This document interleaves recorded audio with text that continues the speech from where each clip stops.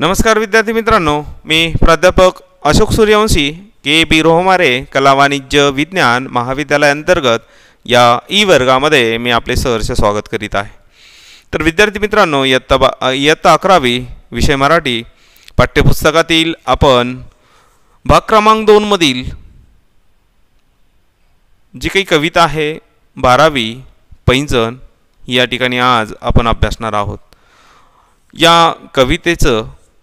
या कवितेचे जे काही कवी आहेत किंवा कवयित्री आहेत, कवयित्रीचं नाव आहे नीलम मानगावे, नीलम रमेश मानगावे असं त्यांचं पूर्ण नाव आहे। पैंजण म्हटल्यानंतर या ठिकाणी आपल्या कानांना आवाज देणारे किंवा आपल्या कानांना आवाजाने किंवा कानांना आवाजाने मधुर करणारी असं पैंजण। आणि पैंजणाचा अर्थ नेमका काय की छुमछुम वाजणारा पायातला एक तो दागिना आहे। आणि हा विषय कवितेचा कवयित्रीने निवडलेला आहे।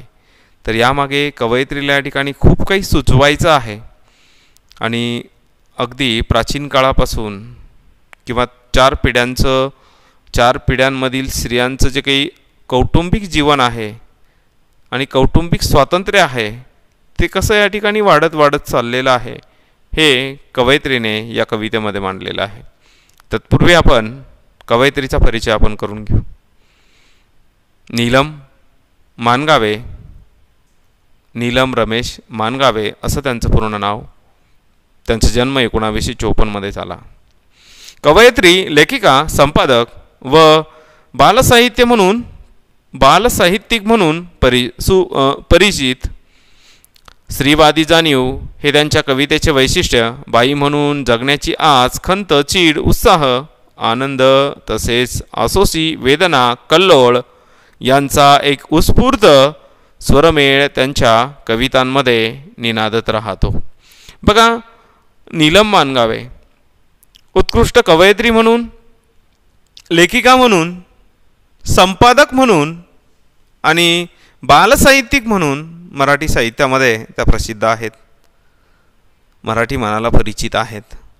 स्त्रीवादी जाणीव हे त्यांच्या कवितेचे वैशिष्ट्य।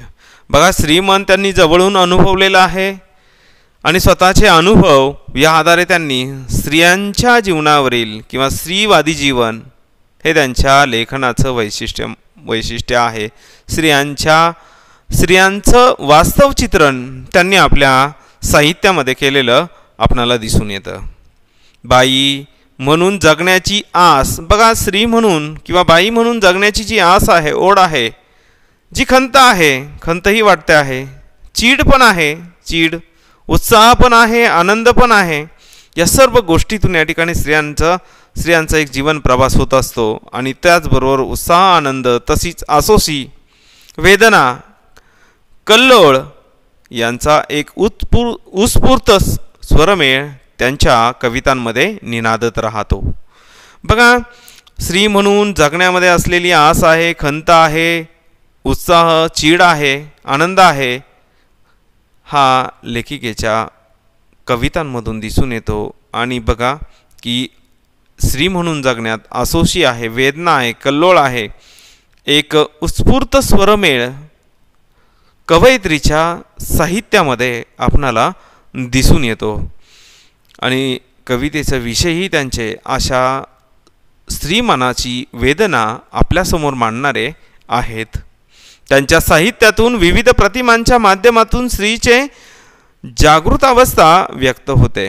बघा, त्यांच्या ज्या काही कविता आहे किंवा त्यांचं जे काही साहित्य आहे, या साहित्यामधून विविध प्रतिमांच्या माध्यमातून म्हणजे स्त्री जीवन समोर मांडत असताना, स्त्री जीवनाच्या व्यथा मांडत असताना त्या वेगवेगळ्या प्रतिमांच्या माध्यमातून त्यांनी मांडलेल्या आहे आणि त्या मांडून त्यांनी स्त्रियांची जागृत अवस्था कशी होत चाललेली आहे याचं वर्णन त्यांनी या साहित्यामध्ये केलेलं आहे। कवितेची बोली सहज, सुंदर व प्रवाही आहे। बघा, त्यांची कवितेची जी बोली आहे म्हणजे जी बोली भाषा आहे किंवा भाषा आहे ती अतिशय सहज, सुंदर आणि प्रवाहासारखी या ठिकाणी वाहणारी ती आहे। म्हणजे विचारपूर्वक किंवा विचार करायला लावणारी अशी या ठिकाणी श्रीविचार त्यांच्या कवितेमध्ये आलेले आहेत। अनुभवांचा सच्चेपणा आणि अनलंकृत भाषाशैली हे त्यांच्या कवितेचे शक्तिस्थाने आहे। त्यांच्या कवितेचे स्फूर्तिस्थान शक्तिस्थान जर काही असेल तर ते म्हणते त्यांचा अनुभवातील सच्चेपणा खरेपणा आहे आणि अनलंकृत त्यांची भाषाशैली अनलंकृत भाषाशैली हे त्यांच्या कवितेचं प्रेरणास्थान किंवा शक्तिस्थाने आहे असं म्हटलं तर या ठिकाणी वावगं ठरणार नाही। गुलदस्ता शतकाच्या उंबरठ्यावर जाग हे कविता संग्रह बघा, नीलम मानगावे या कवयित्रीचे गुलदस्ता नावाचं कविता संग्रह, शतकाच्या उंबरठ्यावर आणि जाग यासारखे 3 कविता संग्रह मराठी साहित्यामध्ये प्रसिद्ध आहे। आणि त्यातला जाग नावाचे जो काही कविता संग्रह आहे त्या जाग कविता संग्रहातून ही कविता आपल्याला अभ्यासासाठी घेण्यात आलेली आहे। त्याचबरोबर बघा, तीच माती तेच आकाश, शांते तू जिंकलीस, निर्भया लढते आहे हे कथासंग्रह। काव्या व्यतिरिक्त त्यांचे कथासंग्रहही मराठी साहित्यामध्ये प्रसिद्ध आहेत। त्यामध्ये तीच माती तेच आकाश, शांते तू जिंकलीस, निर्भया लढते आहे हे त्यांचे 3 कथासंग्रह काय आहेत, प्रसिद्ध झालेले आहेत। डायरी, जिद्द या कादंबऱ्या बघा, डायरी आणि जिद्द नावाच्या कादंबऱ्याही त्यांच्या प्रसिद्ध आहेत। ललित लेखन व बालसाहित्य प्रसिद्ध बघा, ललित लेखनही त्यांचं साहित्यामध्ये मराठीत प्रसिद्ध आहे। त्याचबरोबर बालसाहित्य लहान मुलांसाठी त्यांनी लिखाण केलेलं आहे, तेही मराठी साहित्यामध्ये प्रसिद्ध झालेलं आहे। या त्यांच्या वाङ्मयीन कार्यासाठी किंवा साहित्यिक योगदानासाठी महाराष्ट्र राज्य साहित्य पुरस्कार या व अशा अनेक पुरस्कारांनी त्यांना सन्मानित करण्यात आलेलं आहे। बघा, त्यांची एकंदरीत मराठी साहित्यात जवळजवळ 60 पुस्तकं प्रकाशित झालेली आहेत। त्याचबरोबर त्यांच्या या उत्कृष्ट साहित्यिक योगदानासाठी महाराष्ट्र शासनाचे 3 वेळा त्यांना राज्य पुरस्कार देऊन त्यांना म्हणजे नीलम मानगावे यांना सन्मानित करण्यात आलेला आहे।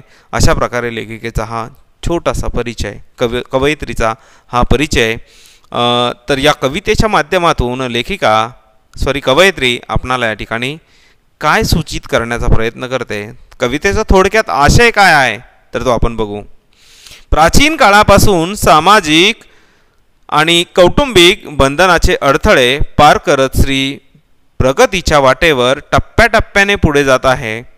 तिचा हा संघर्षमय प्रवास प्रतीकांच्या माध्यमातून चित्रित करताना कवयित्रीने स्त्रीच्या आत्मविकासाचा दृढ निर्धार या कवितेतून व्यक्त केला आहे।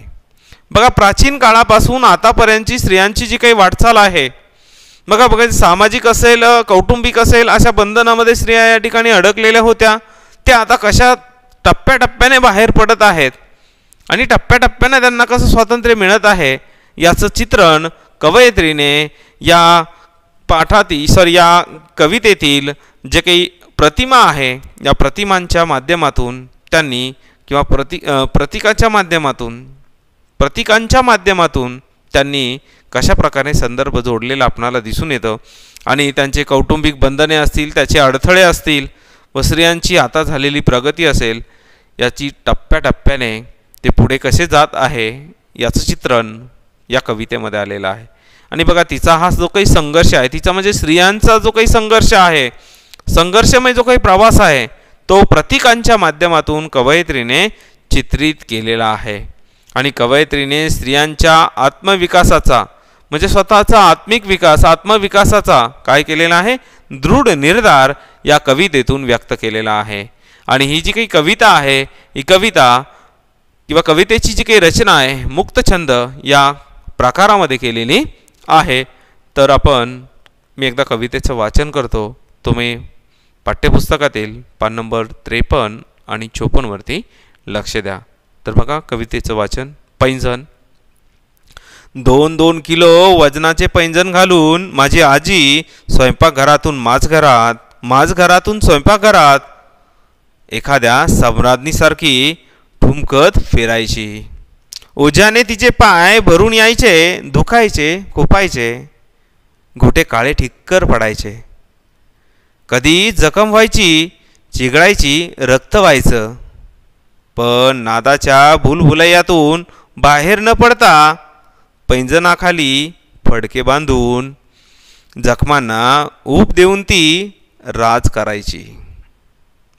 माझ्या आईने पैंजण सोडून नाजूक हलक्या तोरड्या घालायला सुरुवात केली. ना पाय दुखणं, ना खुपणं, ना चिघळणं आपल्याच तोऱ्यात ती. स्वयंपाकघर, माजघर, सोफा, अंगण, माडी, गच्ची सगळीकडे मनमुराद फिरायची. अधनमधनं का होईना तोरड्या टोचायच्या, साडीचे काठ फाटायचे, दोरे लोंबायचे, पण सारे दुर्लक्षून ती राजा राणीसारखी भिरभिरायची. मी तर अडकणं, बोचणं, चिघळणं, फाटणं काहीच नको म्हणून पैंजणाबरोबर तोरड्यांनाही हद्दपार करून सोडलं. हलक्याशा चपला, बूट, सँडल घालता घालता घरच नव्हे तर अंगणही ओलांडून मी बाहेर पाऊल टाकलं. पण कधी कधी माझ्याही नकळत चपला घसरतात, सँडल बोचतात, बूट चावतात, पण मिळणाऱ्या स्वातंत्र्यासाठी मी सारे सहन करते.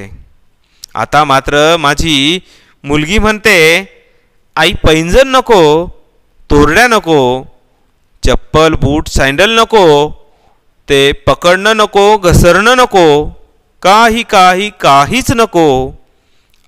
अंग पायाखालचे काटे मोडण्यासारखे. पायच होऊ देत आता घट्ट मजबूत पोलादी, पुढल्या का होईना शतका आधी. जाग या कविता संग्रहातून ही कविता नीलम मानगावे यांची आपल्याला अभ्यासासाठी घेण्यात आलेली आहे. तर विद्यार्थी मित्रांनो, कवितेचं जे काही स्पष्टीकरण आहे, तिचा जो काही आशय आहे, आपण पुढच्या व्हिडिओ लेक्चरमध्ये अभ्यासू. तर या ठिकाणी आज आपण थांबतोय. धन्यवाद विद्यार्थी मित्रांनो.